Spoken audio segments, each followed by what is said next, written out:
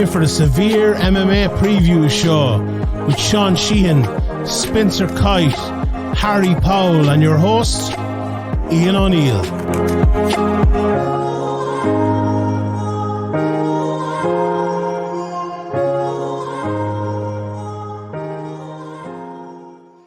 That's right, we're back for the first UFC preview show of 2023.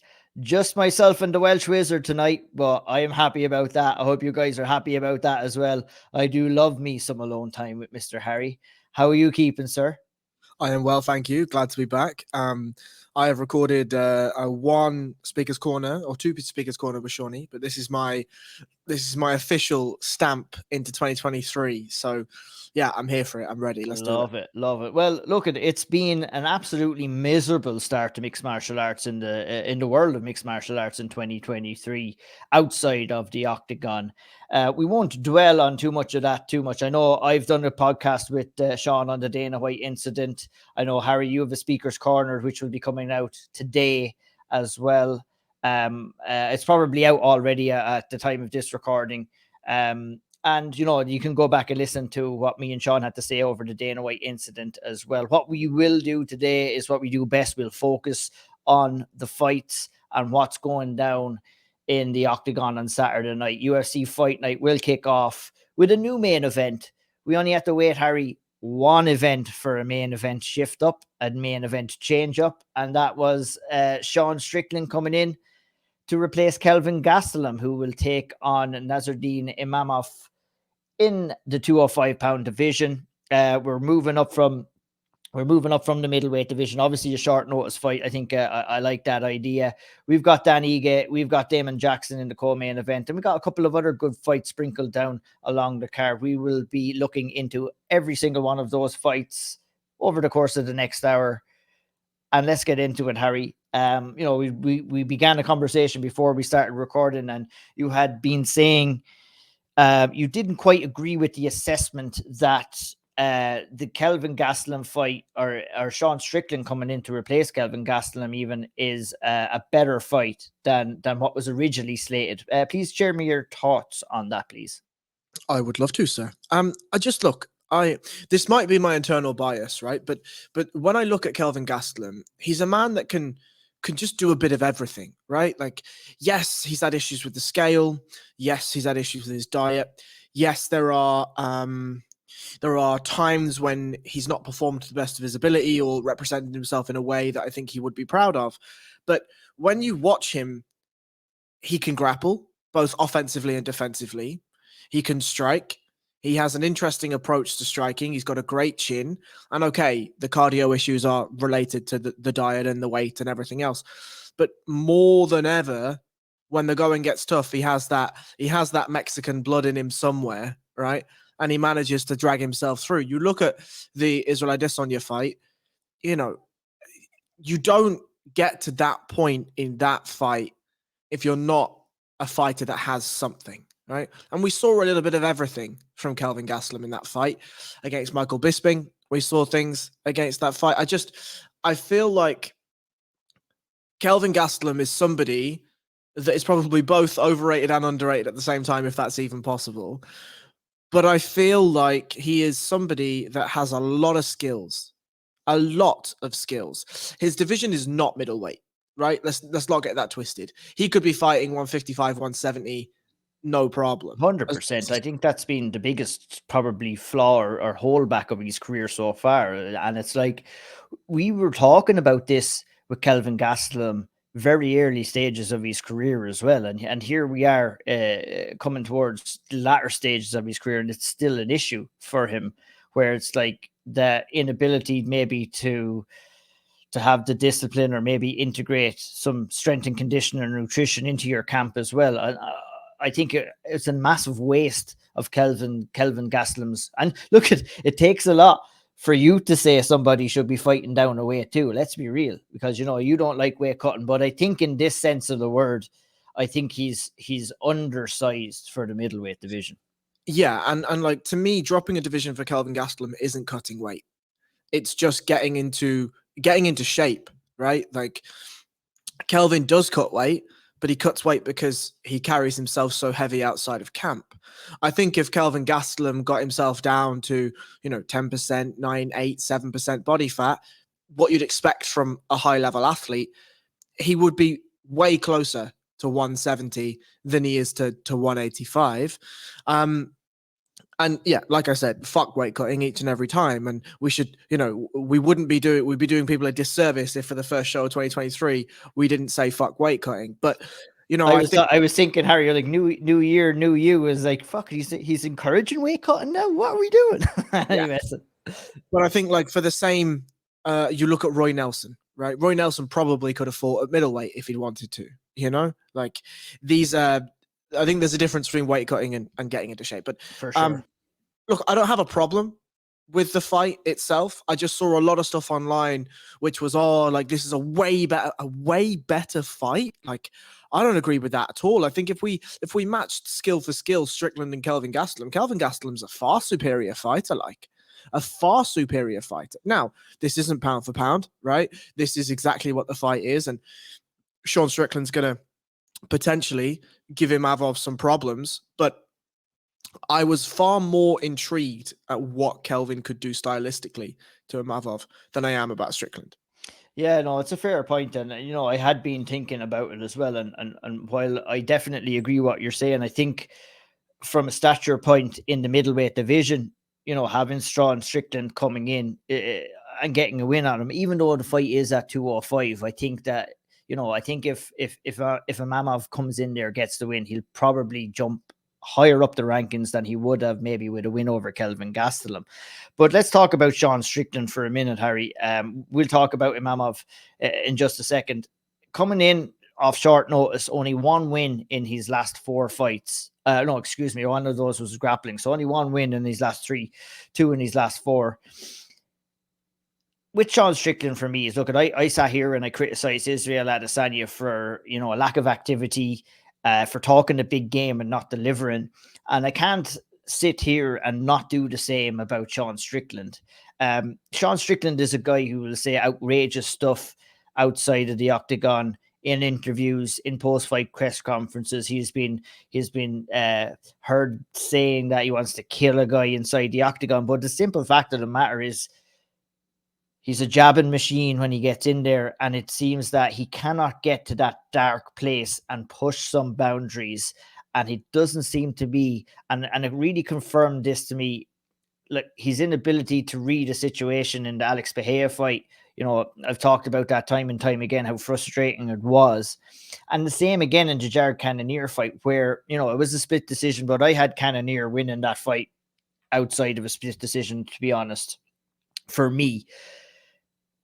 He starts the fight and he has a game plan, and if it's not working, he doesn't change. And we've talked about it time and time again. We need to see fighters changing it up when it's not working.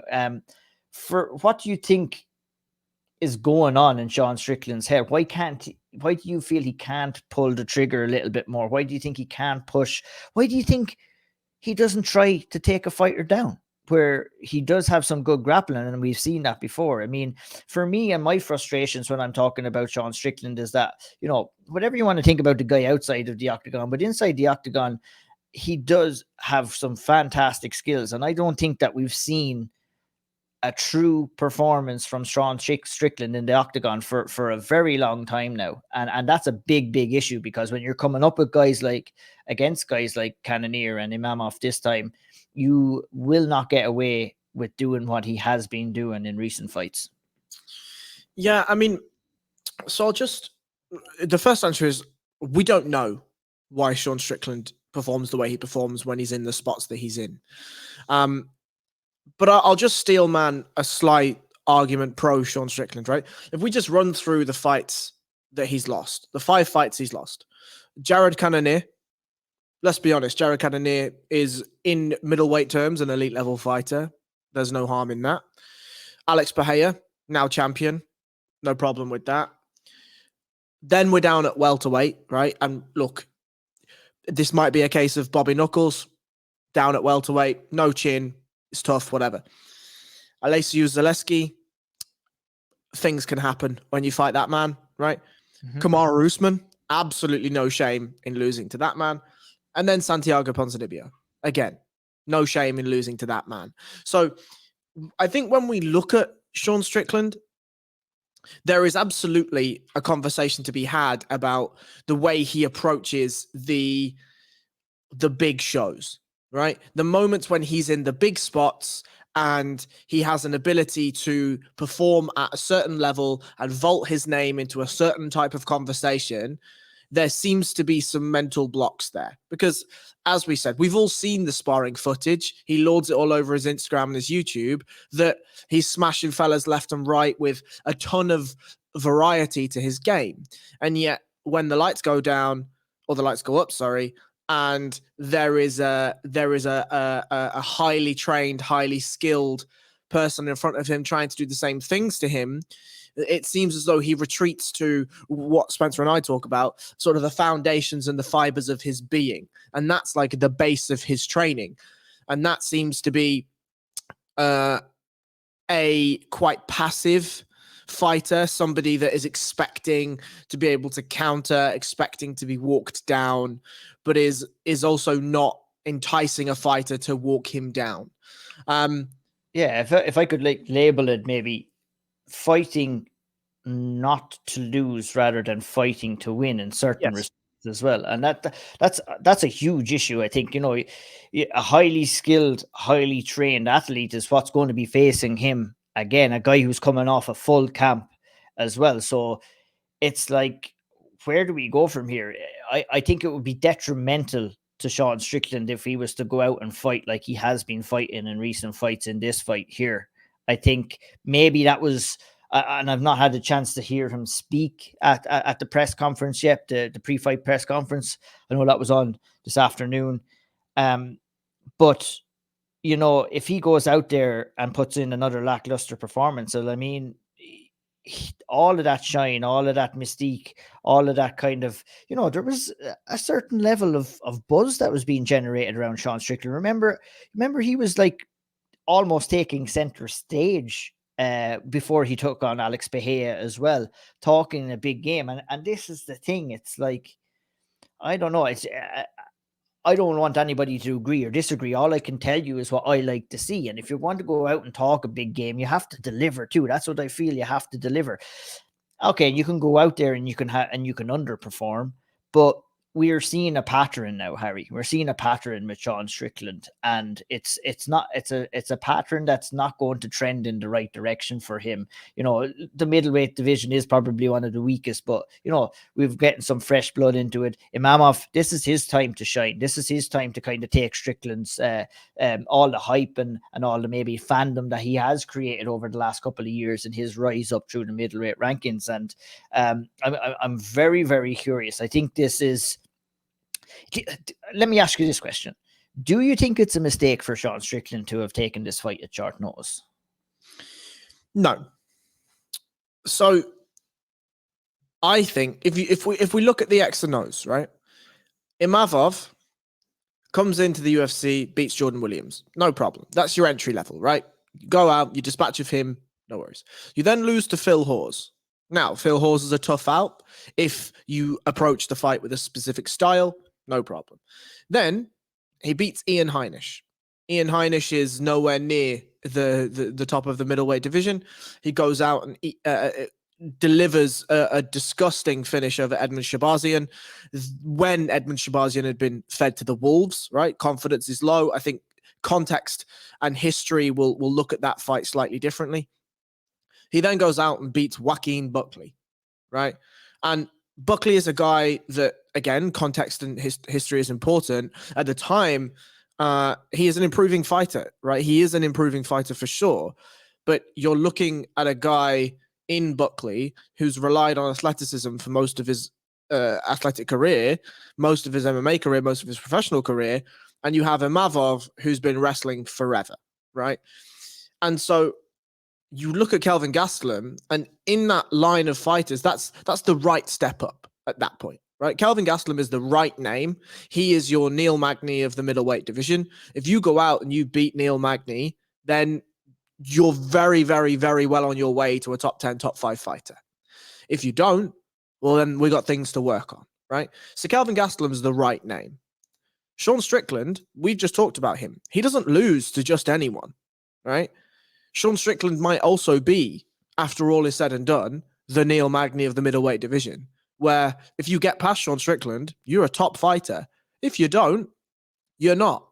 And I think for Sean Strickland, it's an opportunity for him to swallow some of that dissension, right, that's come from the fan base, to take some of that acidic alcohol that he's had to sip for the last couple of losses, and he can go out there maybe with the bit between his teeth, maybe with the confidence high, maybe with revenge on his mind, and looking at Imavov as like, well, I took this as short notice. I have very little to lose. I'm doing the UFC a favor by jumping in at short notice. And if I lose, which obviously, you know, I don't think any fighter goes into a fight wanting to lose. If I lose, the UFC will likely throw me a bone, and they will, right? Like I think they definitely will, no matter what happens here. You come in, you save the day, you save the main event. You're going to get that pat on the back. You're going to get looked after as well. But for me, I think with Imavov coming in here, he's going to see this as an opportunity, and he'll see that, yeah, and a bigger opportunity, even more so than Kelvin Gastelum could offer it, with a win, of course. You know, I think skills for skills. I think Gastelum will probably ask a lot more questions of Imavov than what Sean Strickland is, because it's likely what we're going to see out of Sean Strickland is, you know, that general stand up that he brings to the table every single fight. Now, with Imavov, he has the option of standing and banging with him. He has the option of taking him down. It'll be interesting to see what route he decides to take with Sean Strickland. Do you expect Imavov to kind of play into Sean Strickland's kind of hand and stand up with him all the time? Or would you, like me, kind of expect Imavov to kind of keep him guessing and to kind of mix it up with some takedowns and some striking? Maybe test the tank of Sean Strickland. We don't know how in shape Sean Strickland was coming into this. He might have had a very, very good Christmas, if you want to call that, and ate well, and he deserves it too after going 5 rounds with Jared Cannonier just before Christmas. What are you kind of expecting to see from Imavov coming into this fight? And you know, do you see the late notice of opponent maybe affecting him in some ways, and maybe his game plan or his willingness to maybe let loose inside of the octagon? So all I can say is what I would advise him to do, right? And the answer is to grapple. Sean Strickland has decent grappling for sure, but when you have the equalizer of the level of grappling that Imavov has, even just employing it enough that you get Sean Strickland to stand up. Because remember, what we've seen in the last couple of fights from Sean Strickland is a really tall stance. There's very little bend in his knees. There's very little crouching. There's very little shoulder shrugging. He's very, very, very high up. His hands are really high up by his chin. And so his hips are available at all times. His shins, his calves, his ankles are always available for shots. And so if I'm Imavov, I go out in the first round and I put him on his back. And then I ask him, what do you want to do now? Are you going to look to get up? Because then he can start to employ, the grapevine game, and he can start to look for his back, and he can tire him, and he can remember Colby Covington, Robbie Lawler, right? Just wears on him, hangs on him. At the moment Robbie tries to escape, just puts him back down again. At the moment Robbie gets up, lands some shots, puts him back down again. And just as you say, not even test the gas tank, but test the mentality of Sean Strickland. Big time. Because I think that's what's been in question previously. Anyone can get hit by Alex Bahia and put out. He's a 205 man that walks in there at 230, whatever he walks in at, right? He's a man with a wicked left hand, storied kickboxer, knows how to separate another human from his consciousness. If you get lamped by that fella, you're likely going to sleep. No bother, right? But to me, I want to see somebody ask Sean Strickland the questions of his mentality. One, because it gives Sean Strickland the opportunity to overcome them. It gives Sean Strickland the opportunity to tell us something, to show us something, to prove to himself that he can overcome these types of adversity, right? And the way I think he does it is by going in there and showing us, proving to us that there are more strings to his bow, there are more facets, there are more variety. Give us a little bit of what we see in the training footage. But if I'm Imavov, I am employing the Nurmagomedov tactic. I got 5 rounds here. I'm going to put him on his back for the first 2, and then I'm going to see what happens. If he's still got pop in his punches and the lactic acid hasn't built up, no worries. Round 3, you're on your back, son. If by round 4, we start to take it, go by go. I've won 3 rounds. He has to do something now, right? Now I get to choose what happens, even more so. But if by round 3, the lactic acid's full, I might stand and bang with him. I might try and put him away. I might try and, there are 5 whole rounds here. And I think for Imavov, the performance really matters. It does really matter, because if he goes out there and blows Sean Strickland out, I think the win matters for Imavov, but like what you were probably going to say, the kind of the way he wins, or does he go out and put Sean Strickland away? I think a win over Sean Strickland is going to be a good statement win. But I think going out there and finishing Sean Strickland is going to put the rest of the division on notice, if you ask me. So I'll make a slight counterclaim. And that's that because the middleweight division is so lackluster, I actually think that a win will do. But Imavov strikes me as the top. Now, by win, I mean, if it's a really close back and forth, whatever, then I think people will look at that and say he needs a little more seasoning. But if it's a 50-45 destruction and it's whatever, I think people will look at that and say, all right, we've got a fighter on our hands. Especially at middleweight, where if this was happening at 155, I'd say he has to go out there and absolutely highlight reel him to even get noticed. But because the middleweight division is screaming out right now for contenders, because if your name isn't Robert Whittaker or Isla Adesanya, you're nowhere near a title shot, lads. And unless Khamzat Chimaev goes up and does middleweight things, whatever. But if I'm Imavov, I go in there, I put a 4-fight win streak down, including Joaquin Buckley, including a destruction of Edmund Shabazian, and then I go out there and dominate Sean Strickland, finish or no finish. You're looking at a Robert Whittaker. You're looking at a Jared Cannonier next time out, right? And I think that's where the plus is for Imavov. Kelvin Gastelum, you rightly pointed out, would be a great win. But then who does he fight after that, right? It's then going to be like a guy in the top 10. Yeah. If you go out and beat Sean Strickland, you're right there, my friend. You are absolutely right there. And so Imavov strikes me as the kind of fighter that cares about performances. And I think he started to understand that performances are what gets you notoriety in the UFC. And look, he is a finisher.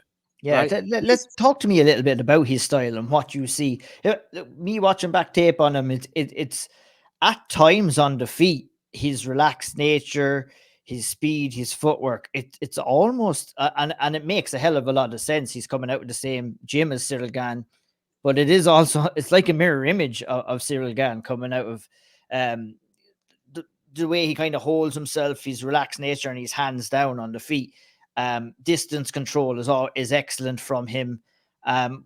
What do you see in Imavov when you see him fight? What are some of the positives and negatives that you take from his game? So I love the versatility, right? A man of that size, okay, we're at 205 this time, whatever.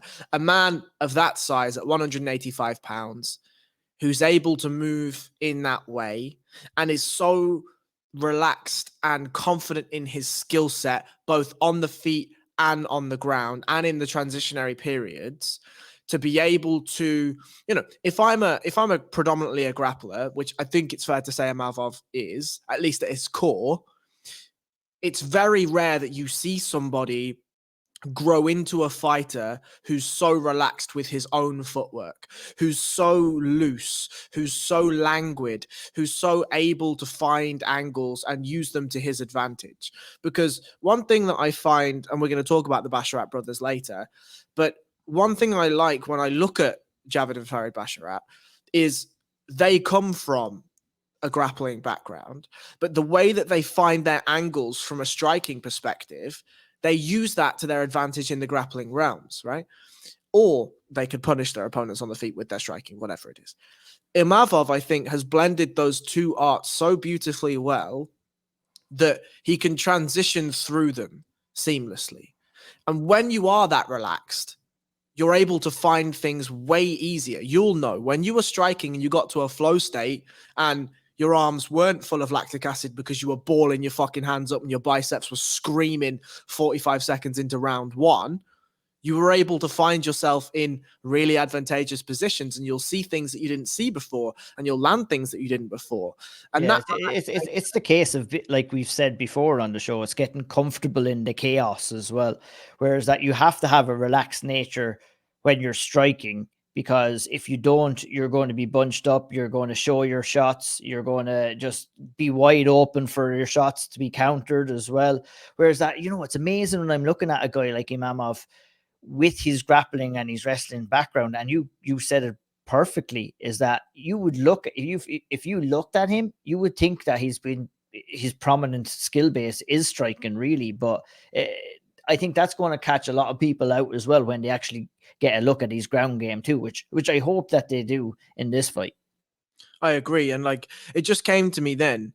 I think the perfect example is somebody like Kamaru Usman, who until very recently, you'd look at him and he was balled up. It was a couple of jabs and then a fucking blast double. And when until Trevor Whitman came in, Trevor Whitman just got him right on the feet, and it's that relaxed nature. Absolutely. And, I think that relaxed nature, that applies to grappling as well. If you're super, super heavy, super squeezy on the ground, you're going to tire yourself out really quickly.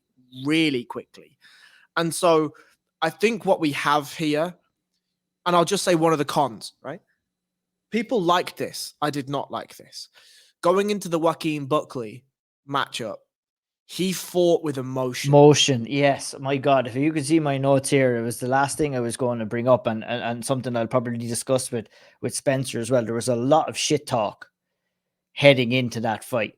And watching back that fight, it was clear that he was super, super emotional. He had run-ins with Mark Goddard. He was in his face, Joaquin Buckley's face. And I believe that emotion tired him out at the end of the fight as well. He was almost out on his feet coming towards the end of the third round. And I'm sure that's what you've seen as well. I think the thing that I don't like about it is, again, if we go skill for skill, Nassourdine Imavov finishes Joaquin Buckley. Yes. Because he was so intent on hurting Buckley, he put too much into his shots. He put too much into his takedowns. He put too much into his scrambles. That relaxed nature in some of those scrambles disappeared, and everything was about squeeze and tightness and pressure and punishment.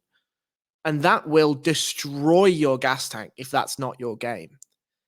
Yeah, it's an excellent point. It really is. And I mean, if you're Sean Strickland here, a guy who's not afraid to say a few things as well, you got to be looking at that and wondering, can you try and get into Imavov's head ahead of this fight or another fighter that he may face down the line? Because if you can, I believe if Imavov fought like he fought against Joaquin Buckley against the upper elite level in the middleweight division, he's gone. He's done, if you ask me, because someone gets him out of there in the third round, or he finds himself in a position that he's going to be finding himself in against Sean Strickland. He's going to be in, and he's going to have to face round 4. He's going to have to face round 5. Right. We know Sean Strickland's a talker. In all of his fights, he's talking. Who knows what the fuck he's saying, but he's talking. And now, you said, is the change of opponent going to affect Imavov? I would say stylistically, no, because Imavov is well versed enough in both areas that I think he can apply a game plan to Sean Strickland. But from an intangible perspective, from a mental perspective, very possibly. Right? If Sean Strickland in the press conference gives it a bit of this and Imavov doesn't like it, and then there's a face-off and he says a bit of something in his ear and we get to the weigh-ins and there's a little bit of something else, and, who knows, right? Who knows? because like you say, and this is my big thing in this fight to watch out for, is what happens if Sean Strickland manages to rile Imavov up? And what happens if Imavov can't get him out of there? Because you're right. He's going to have to see another 10 minutes of fighting that he, one, may not be prepared for, and two, may not have the minerals to finish if he's blown his wad in 3 rounds. And so that's a big question coming into this for me. I think my overarching big questions into this fight is, what's Sean Strickland going to bring, and what type of Sean Strickland is going to arrive in the cage on Saturday night?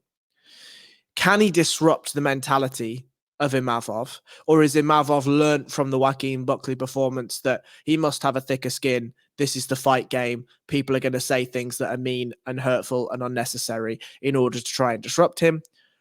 And what type of performance are we going to see from Imavov?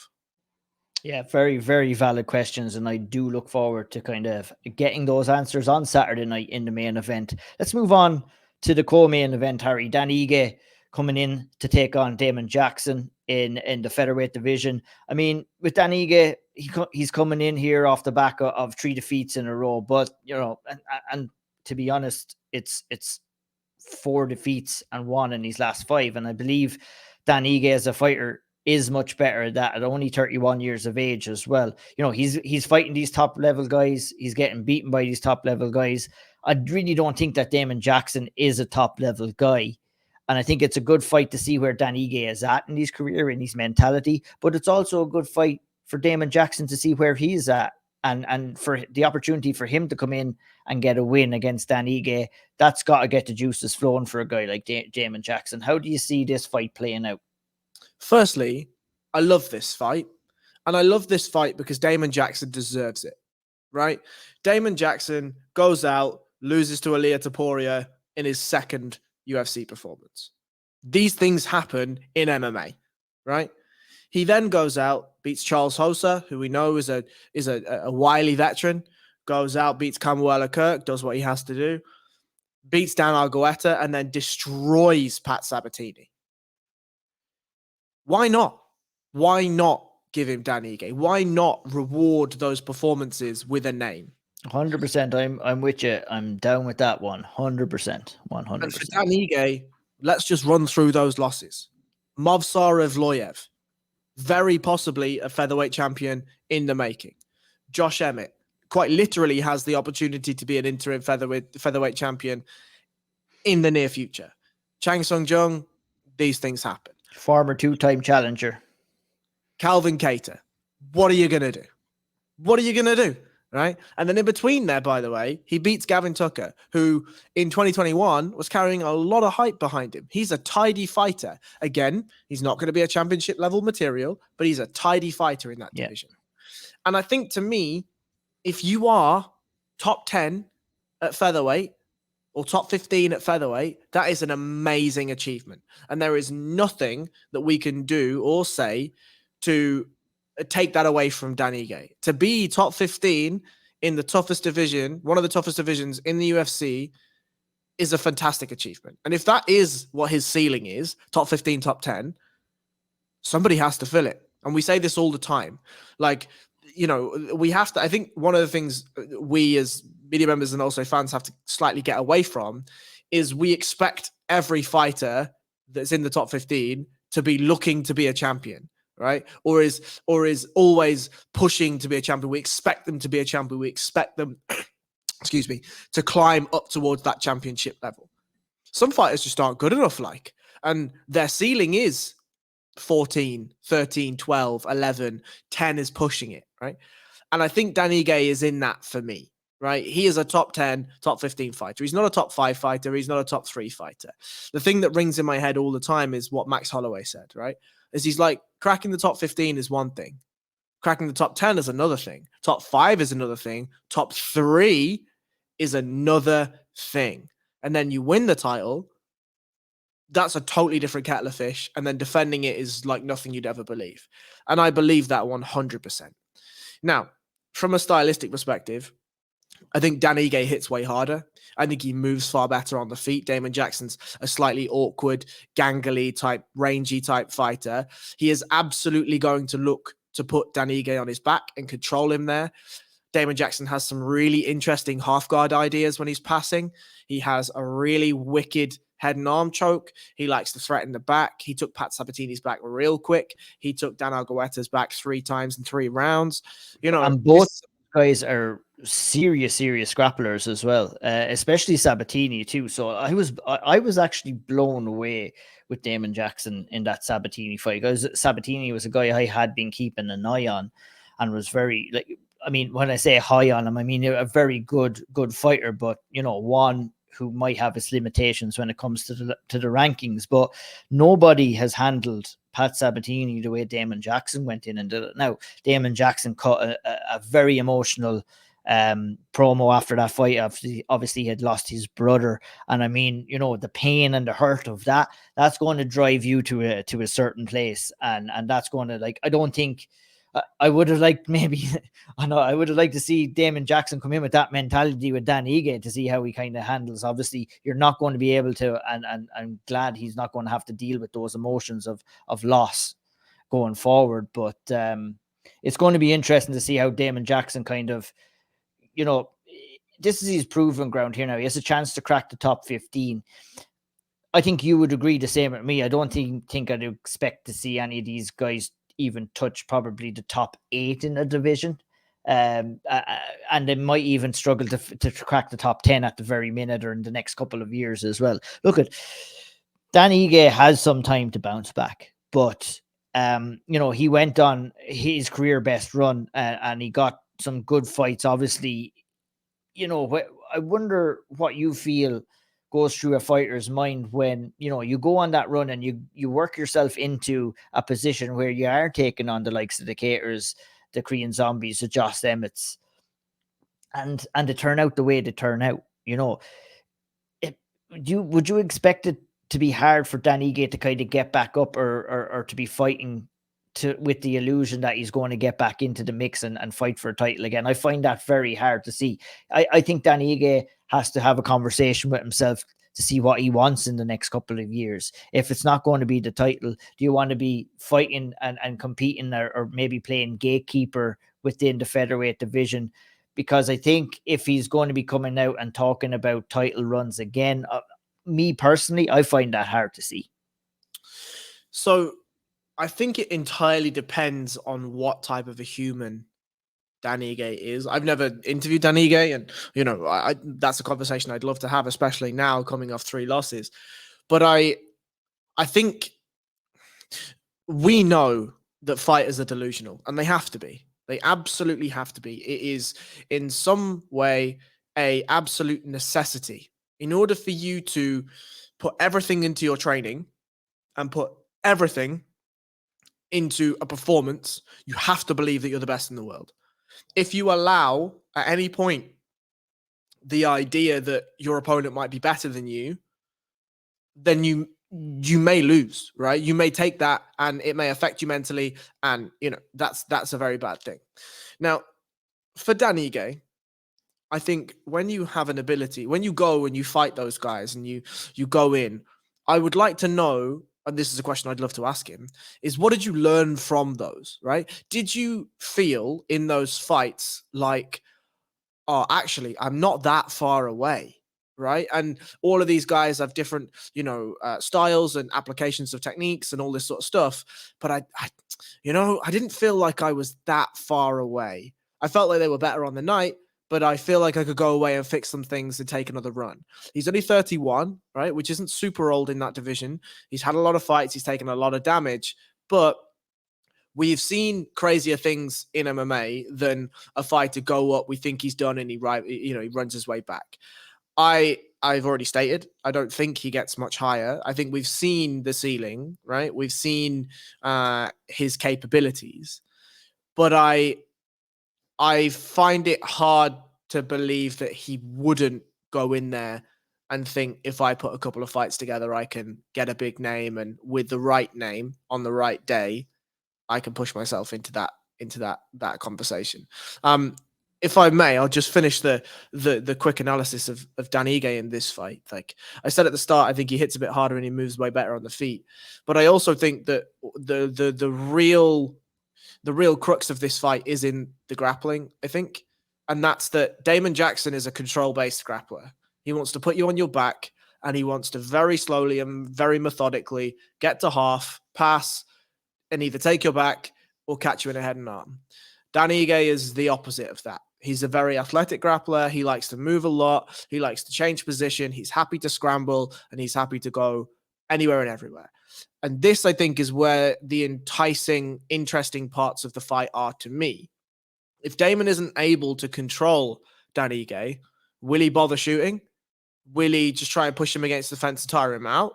Is he going to try and just purely stand with him? If Dan Ige can't scramble and Damon Jackson's able to control him and stick him on his back, what happens then? Does he get Pat Sabatini'd? Does he get his back taken? What do we see at that point, right? Like, I think the grappling is where the keys to this fight lie. Because if Dan Ige either doesn't get taken down, or when he does, is able to scramble back to his feet immediately, I think that will dissuade Damon Jackson quite heavily from investing those cardio points into those takedowns if he feels that they aren't going to be fruitful. And if that's the case, I think Dan Ige can bang him out of there relatively quickly. But if not, and we find that Damon Jackson's going to be able to get away to pin him and to hold him there for significant periods of time, we've got an interesting fight on our hands. We certainly do. And self-admittedly, the next fight is a fight that I'm not super interested in. That's Punahele Soriano versus Roman Kopylov in the middleweight division. I mean, look, we've stretched on a little bit of time. We'll acknowledge that fight, but we shall move on at the same time as well. Because the next fight is a fight that I would definitely like to speak about as well. And it's a fight that could have serious title implications in the women's 135-pound division. Ketlen Vieira against Raquel Pennington. Ketlen Vieira, look at the simple assessment of this fight, Harry, is she has a real good chance with a solid win, a solid performance. And I would struggle not to say that with a finish, she would almost guarantee herself a title shot within the 135-pound division. Obviously, Amanda Nunes is the champion right now. Nothing is set in stone for her next challenger. What do you kind of see?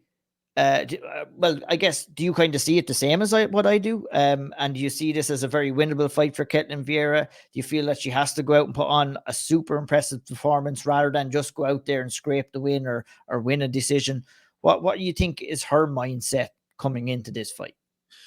I mean, the mindset should always be, both of these women, I think, is with a really solid performance, you're going to vault yourself up into that discussion. Because we're kind of at a loss for contenders on 135 as well, right? We listen to Shawnee and Spencer talk on the best podcast of all time, by the way, the State of the UFC address, and that, we're kind of scrabbling a little bit. We don't really know where Amanda is. Is she still 100% in fighting? We got the answers to the Venezuela vixen. What's her actual name? I can't believe Juliana Pena. Yeah, Jesus. Oh, it happens. I apologize, Juliana. So we got the answer, which was that Nunes was a far superior fighter, but by no means did she look how we expected her to look in that second fight. So I think the UFC at this point are going to be questioning, what do we do here? Right? Like, do we do the next up and coming starlet that may be able to dethrone Amanda Nunes, take all the shine and do the thing and say, thanks very much, Amanda, it's been a great time? Or do we try and build Amanda back up for the next big fight, whoever that is? Because we look at Ketlen Vieira win over Miesha Tate. It's a fantastic win, right? Miesha Tate, regardless of whether she's coming back off a long layoff, that's still a big name. You still went out and did it. Holly Holm, another big name in that division. Yes, split decision, whatever. Still went out and got the job done. And now she has Rocky Pennington, obviously fought for the title before. And on her own, right? Beats Irene Aldana. I did not expect her to beat Irene Aldana. Went out and did it. Loses to Holly Holm, fine. Beats the ghost of Mariam Renault. Beats Pani Kanziad. beats Macy Chiasson, and not just, but finishes Macy Chiasson, and then goes out and beats Aspen Ladd. And we, for the longest time, have talked about Aspen Ladd potentially having, title contentions if she can get everything together. And yet she's now riding a 4-fight win streak, right? And if she goes out and looks good against Caitlin Vieira, is there a question for Rocky Pennington jumping on the mic and saying, well, lads, I got beat the first time, but this is 5 in a row. Let me see. I see holes in Amanda now. Let me see if I can test that. I think this is a huge fight for both women, frankly. I really do. And you know, after I said it, I mean, I was definitely guilty of leaning towards the side of the importance of this fight for Ketlen Vieira, but you said it quite well. It's also very, very important riding a 4-fight win streak. You're coming in, if you win this, on a 5-fight win streak. I mean, we've seen much lesser fighters, deserving fighters, get a title shot. And, this is kind of like the last hurrah for Rocky as well. Why do you think maybe Rocky gets a little bit disparaged? And I've been guilty of doing it myself 2 minutes ago when I kind of disparaged her in the opening kind of statements of this fight. Why do you think that is? I think it's because Rocky Pennington started at the time when women's MMA was vastly behind the skill set of men's MMA. And I think people can't separate the two eras, and the fact that she has passed through those eras and is now in an era where women's MMA is on such a monumental rise and still winning fights, right? Not just winning fights, but putting together 4-fight win streaks. I think the other side is her style isn't super fan friendly, right? She's a grinder. She's a grappler. She's a tough fighter. She's going to stand. She's going to throw her shots. And it's not clean. It's not beautiful, but it's effective. And I think that when you look at that type of style, it's a historic hark back to what was.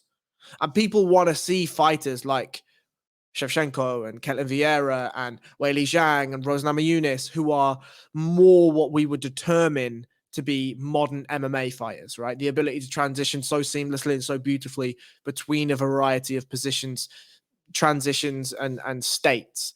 Pennington is one of those old school fighters. And I think for that reason alone, she gets looked down upon a little, if you will. But her fighting style is effective. And if Caitlin Vieira can't get ahead of steam and push Rocky back, she's going to have a lot to deal with in this fight. Absolutely. Like, you're not going to get an easy fight when you're fighting Rocky Pennington. And you know what? To add a little bit more fuel to the fire, her and her partner Tisa Torres are expecting their first child now as well. So there's all this new reasoning.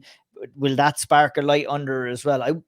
You know what? I'm almost convinced myself during this conversation not to kind of disparage her. But, there's no denying the skills of Ketlen Vieira on the feet. And I think that there is a massive advantage for the Brazilian coming in against Rocky Pennington. And I think, I'll get your quick assessment on how you feel this fight will go. I'll just share mine. I think obviously Ketlen is going to try and keep it on the feet. I think if she manages to do that and she manages to keep her distance control in check, that she probably will go and win a decision.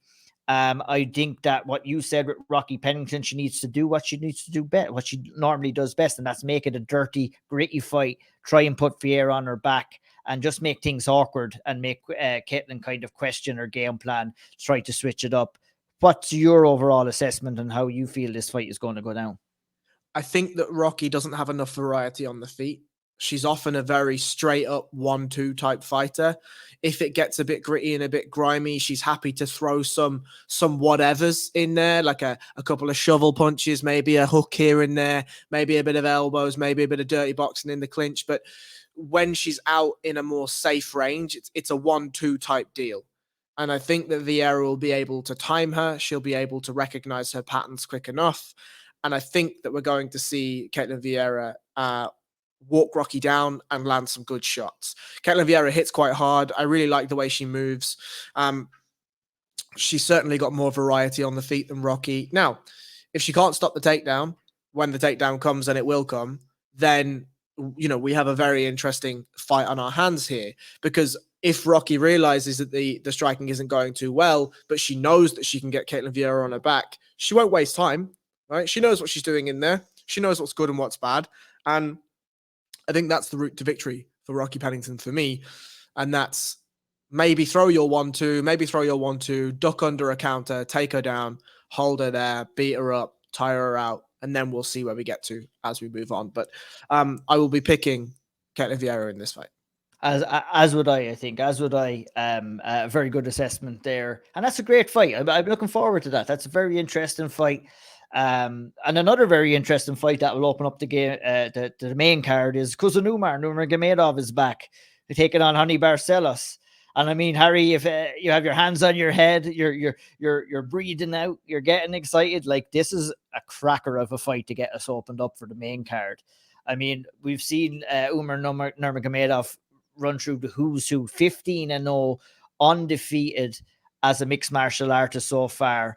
Been running amok in the UFC since he got in there. Wins over Sergey Mazurov, Brian Kelleher, and Nate Maness in his last fight. Ronnie Barcelos himself, has had some good wins inside the octagon, coming off a good win against Trevin Jones.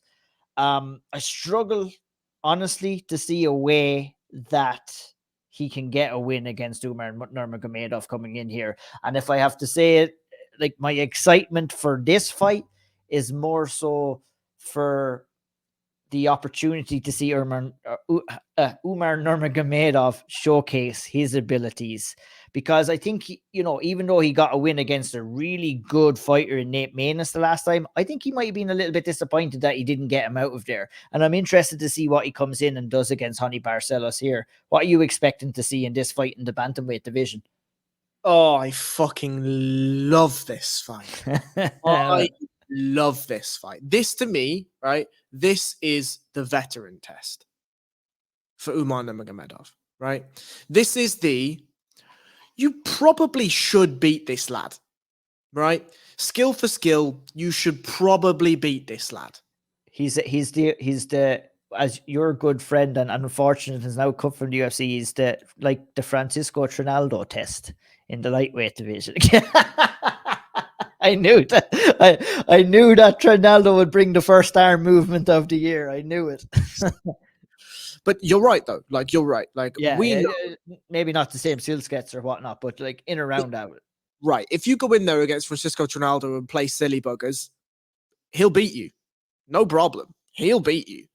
And I think Honey Barcelos is similar, right? He's a veteran, 20 fights now, 20 professional fights, a bag of fights in the UFC, 8 fights in the UFC, knows what he is, knows what he isn't, knows ways to win fights, knows the veteran savvy, has the skill set, has everything.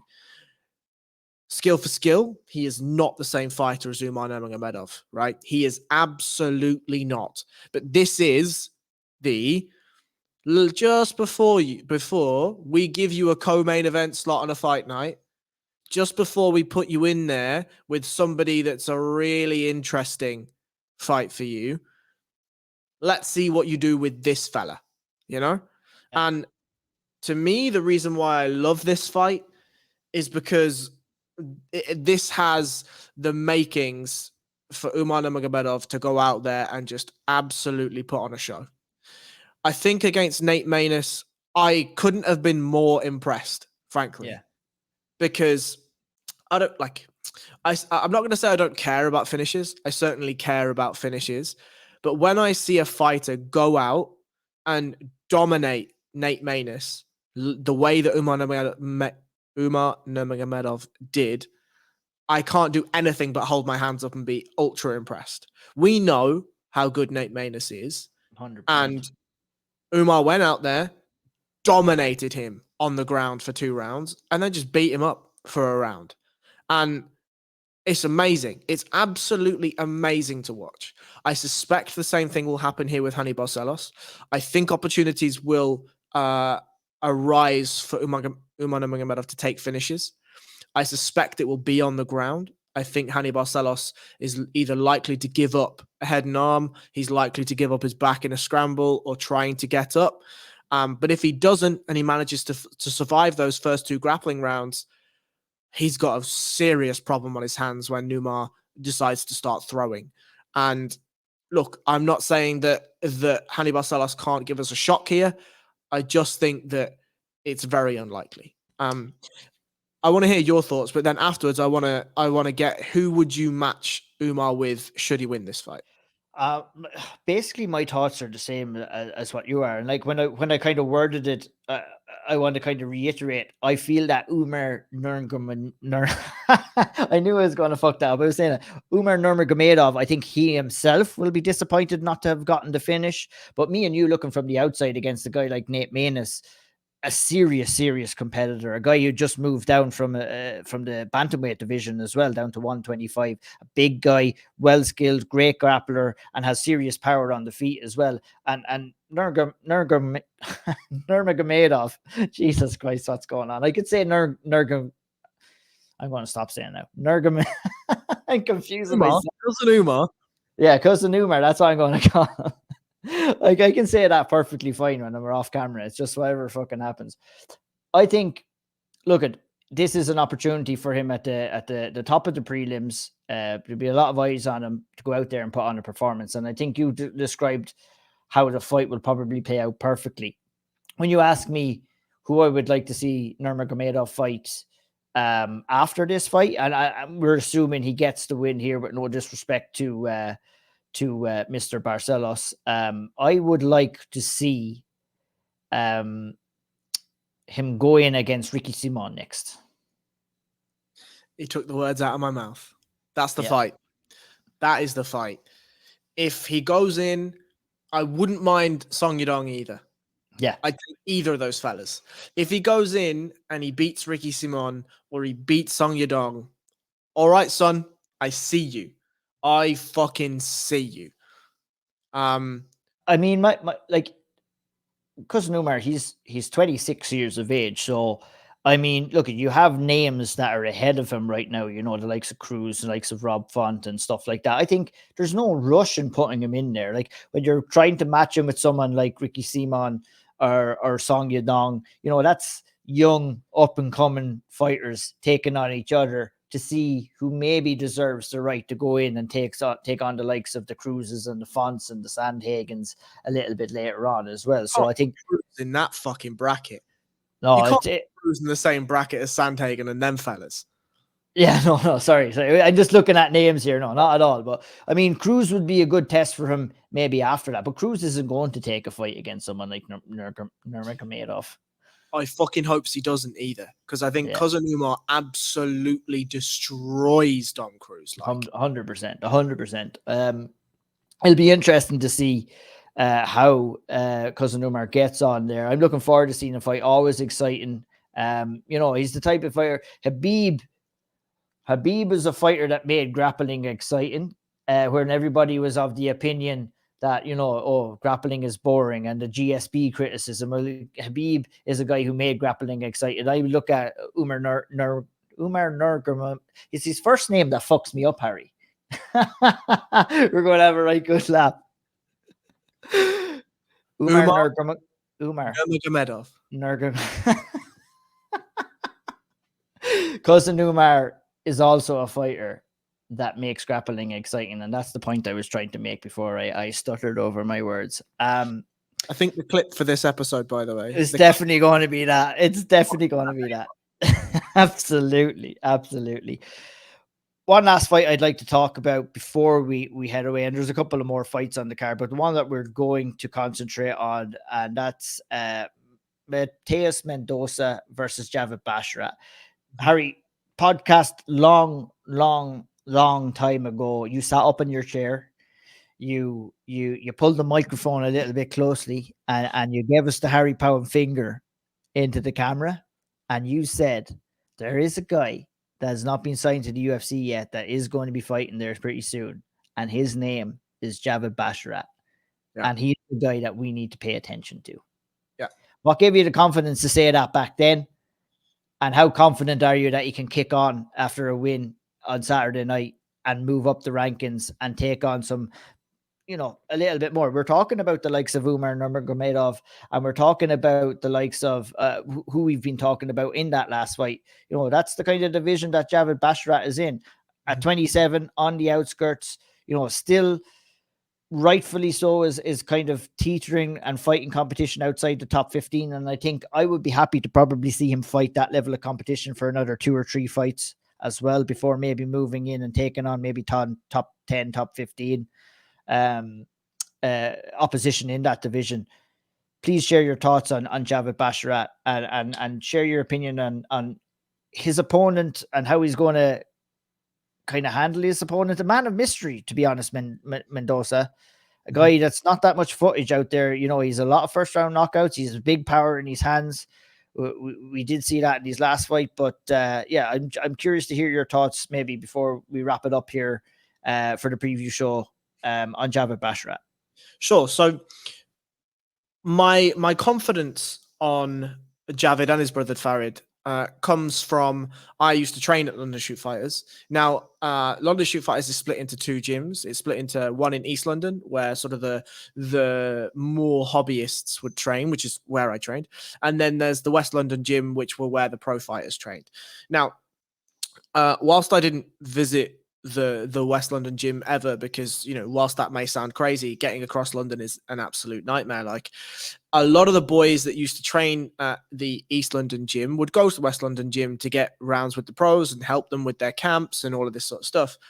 And every single one, no matter of size, would come back and would talk about the Basharat brothers. They would come back and say how phenomenal for small guys their grappling was, and how fantastic they looked in sparring, and how they would just light guys up left, right, and center all over the gaff, regardless of size. And so I'd heard for a long time, when they were still fighting in the Troxy in London, which is some absolute shithole venue, how good these guys were. And whilst Javid is 27, and so I think in this division at 27, I'd like to see 3 more fights this year, and then let's kick him on in 2024 and let's really see. I wouldn't mind if he goes out and puts some good performances together in the next 2. If they want to give him a little something, a little spice, a little seasoning to finish off the year, I wouldn't mind. But the thing I like about these guys is that they have such beautiful and crisp striking on the feet. It's efficient. It looks lovely. They have piston jabs. They move their head really well.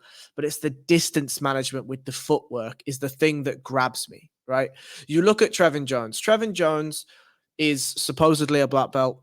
It feels to me a little bit like an MMA black belt, where I'm sure he's put the gi on a lot. I'm sure he's done a lot of training, but it's more that he's reached a level of MMA grappling, which is completely different to sport grappling. Let's get that straight.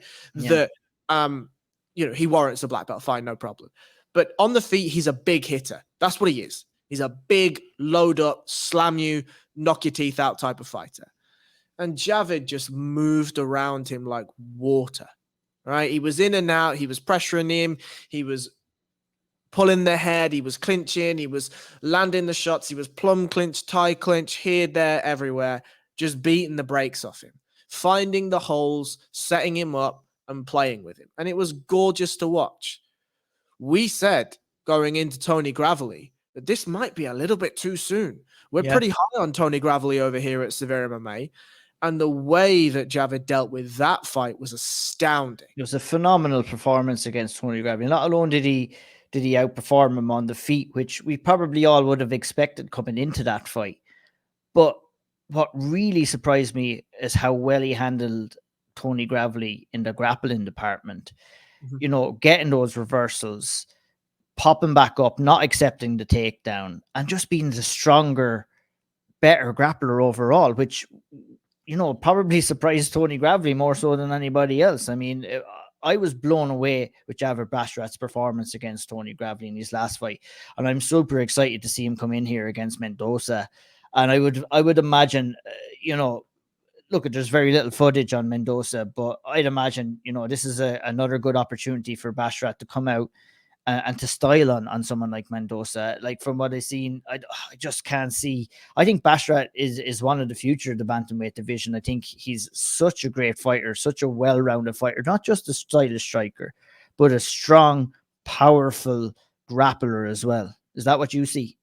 Yeah, I mean, I think I'm high on him, but I have learned the hard way that I keep my cards very close to my chest before saying where he's going to end up in the division. When he's fought the guys in the top 10, or we've seen him in a couple of those fights, then I think we'll have a better understanding of where his ceiling is. But right now, the signs are telling me you go out, you do what you do on the Contender Series fight. No bother. Whatever. You get your name in, punch your card in. Grand. Trevin Jones is a nice fight for your first fight in. You dominate that fella. No problem. The Tony Gravely one is the thing that really piqued my eye up. Because until this fight, until Tony Gravely, everyone else is kind of unproven, untested, right? And he goes in and he does what he does to Tony Gravely. And I'm like, okay, now we have a really, really clear understanding of where your floor is. And that's exciting. And so he goes in. The other thing I'll say about this fight, and the thing that impresses me about both Basharat brothers, is never do I see them flustered. They're always calm. They're always collected, and they always look to find the right shot. They don't rush a finish. If they see a finish, they'll take a finish.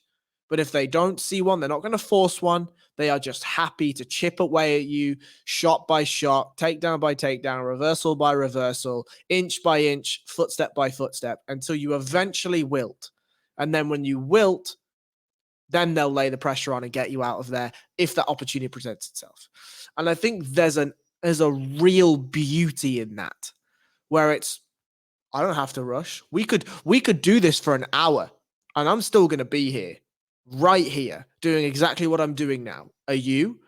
And that, I think, is a gorgeous approach to fighting. It may not be the most fan-friendly, but it's a gorgeous approach to fighting. And I think, as you've said, I don't have an opinion on Mendoza. I've not seen enough tape on him. We're going to find out. I could say all this, and he goes out there and flatlines Javid in 45 seconds, right? Typical, yeah. Typical. You know, what we've seen leans us towards Javid Basharat. Absolutely. Absolutely. And what we will see is all that action on Saturday night. We have Priscilla Cachoeira versus Sahara Eubanks, who will open up the card. Jimmy Flick versus Charles Johnson on the card as well. Daniel Arguleta versus Nick Aguirre. Alan Nascimento versus Carlos Hernandez. I'm excited to see that fight. That's going to be an interesting one in the 125-pound division.